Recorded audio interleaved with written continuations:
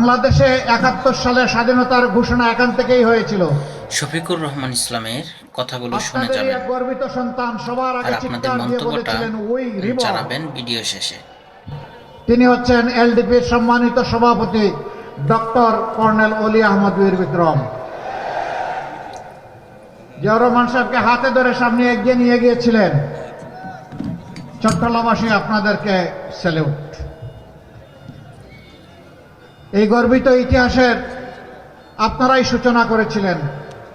কেন তিনি আজকে আক্ষেপ করে বলেন, আমি লড়াই করেছি রণাঙ্গনে, আমি জাতীয়তাবাদী দল গঠনে আমি ছিলাম দ্বিতীয় ব্যক্তি জিয়াউর রহমান সাহেবের পরে। তিনি এখন বলেন আমি এখন বিএনপিতে নাই, আমি থাকতে পারি না, কারণ এটি জিয়াউর রহমান সাহেবের বিএনপি নয়।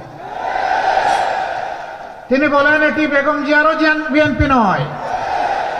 তিনি শফিকুর রহমানের যে কথাগুলো বলে গেলেন এর ভিত্তিতে আপনাদের মতামত অবশ্যই জানাবেন।